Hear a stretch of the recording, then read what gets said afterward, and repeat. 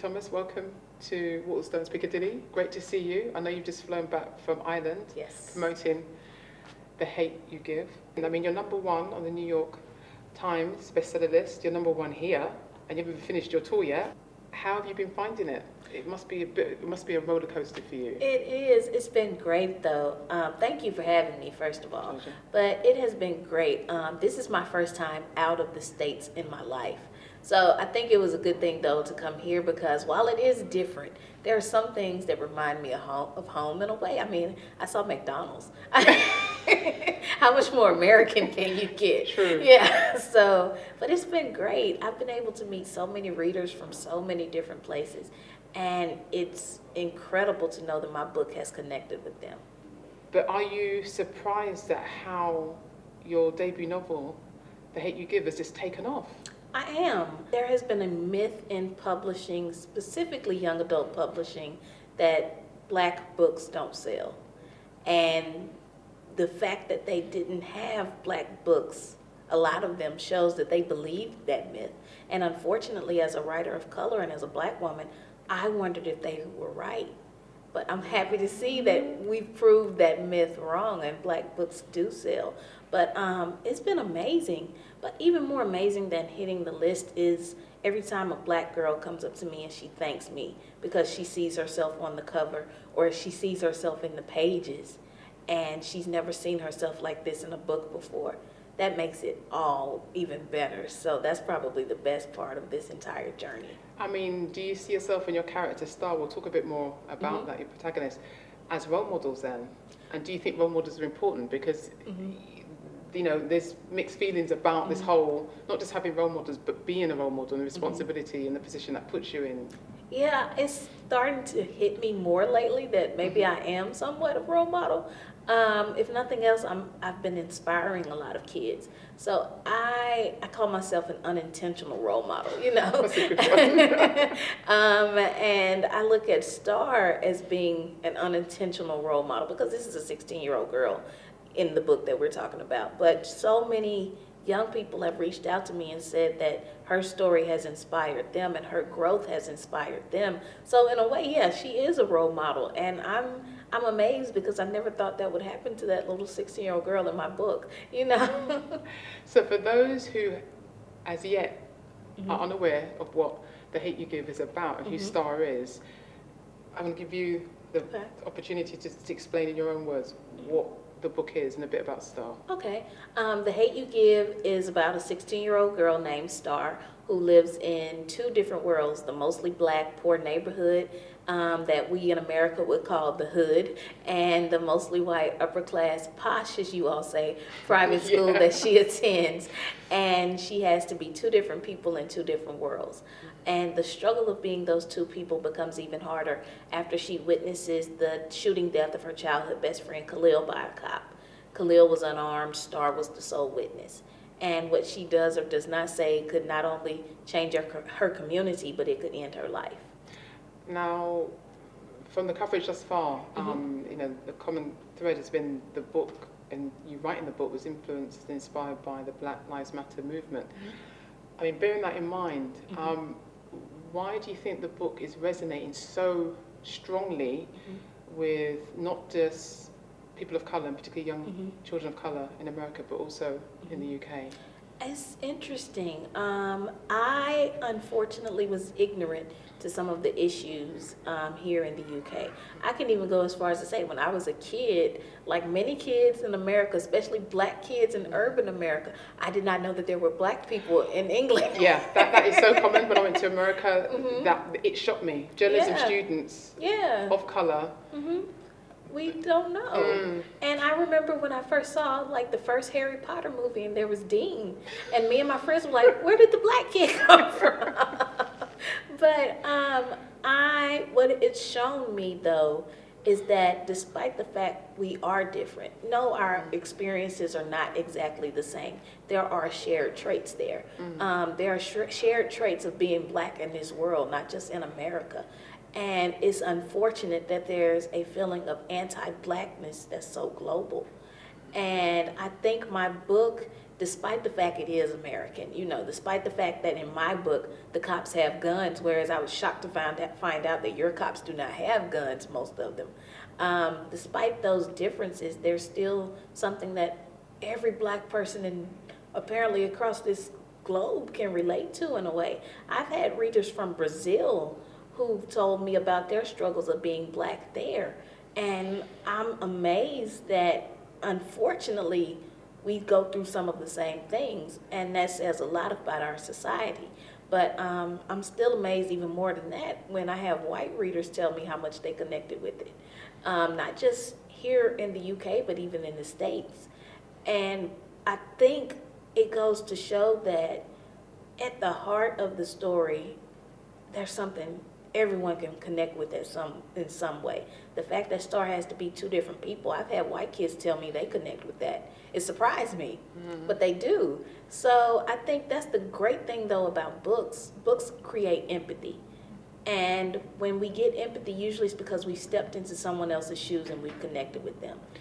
But that also is down to the book being written well enough Thank for people to empathize with. But that said, I would imagine that, like you're saying, all these surprises, because that was going to be one of my questions about what's come to light for you as a result of now making yourself visible. It's no longer the book out there, it's you out there as well.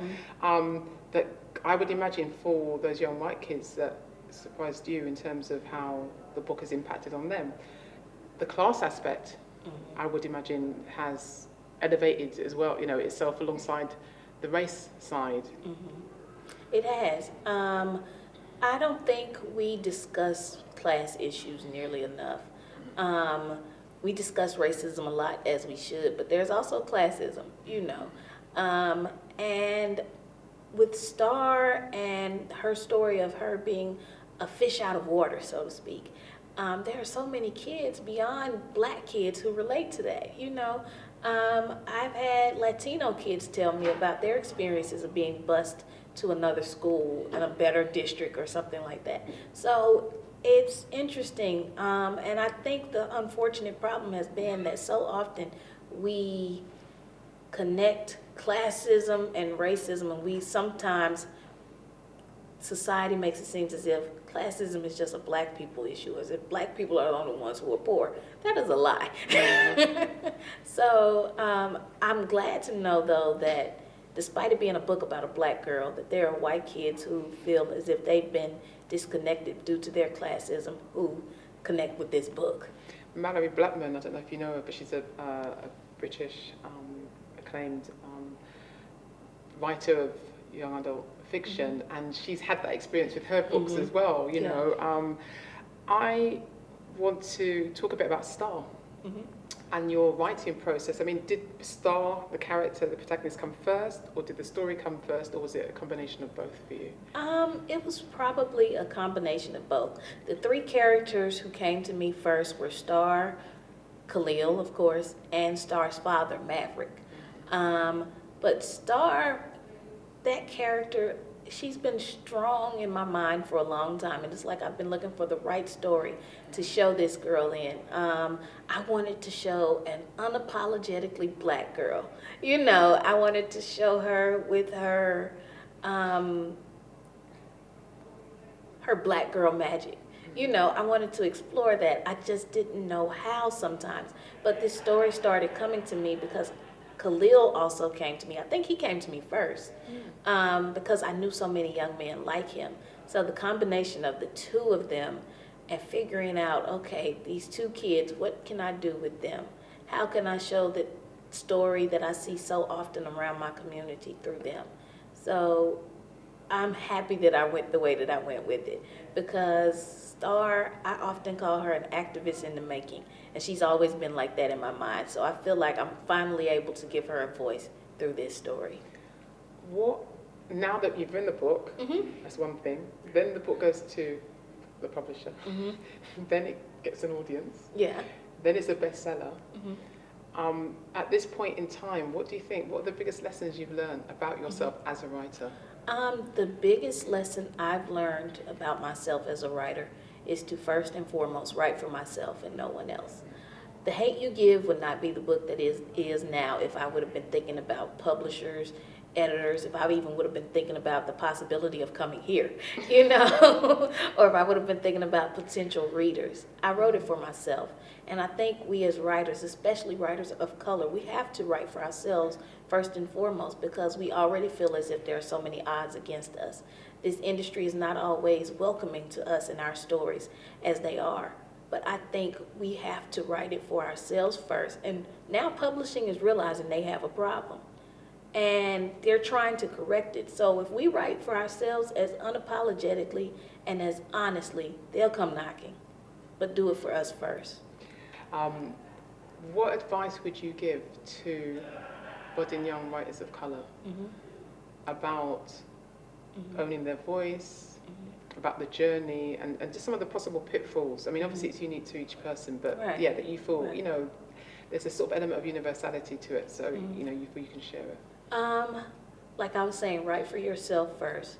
But also, I would encourage young authors of color, young writers of color. Remember that you're going to get a lot of no's, unfortunately. But it only takes one yes. I say this as someone who had another book and it got 60 plus rejections.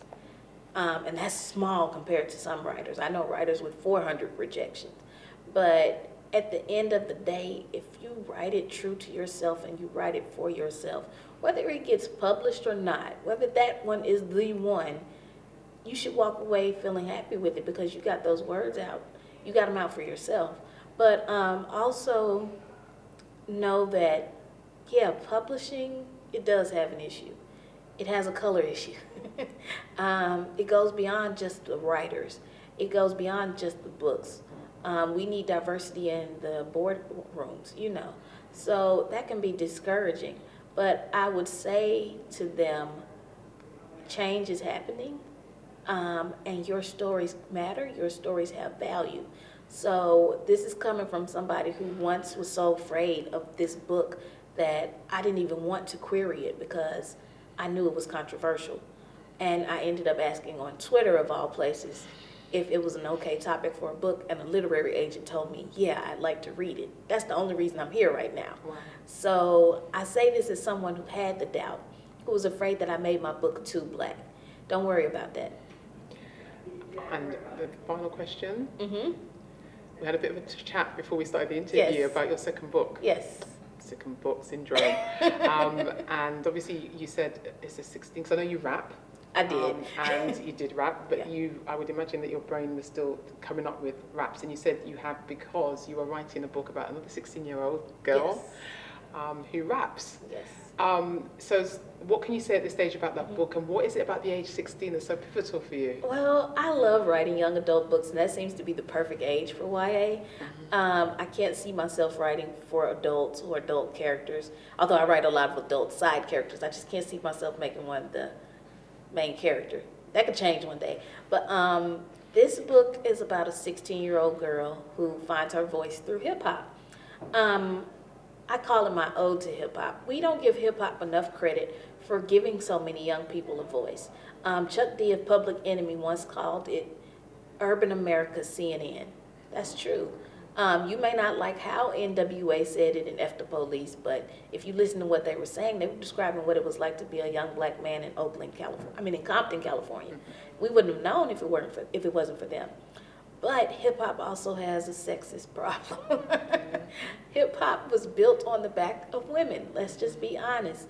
The first time hip-hop was done, it was at a 13-year-old girl's birthday party. So literally, it started on the back of a female, of a young girl. And then Sugar Hill Gang was formed by a woman. So hip-hop was born on the backs of women. We don't give it enough credit for that. So while I do call it my ode to hip-hop, I also call it my criticism of hip-hop. So I also describe it as being 8 Mile the movie, but with a 16-year-old black girl. And when can we expect to see the 16-year-old hip-hop queen? My publisher hopes next year. We will see. That's the plan right now. Next year. Angie, thanks so much for your time, and good luck with the rest of the tour. Thank you so much. Thank you.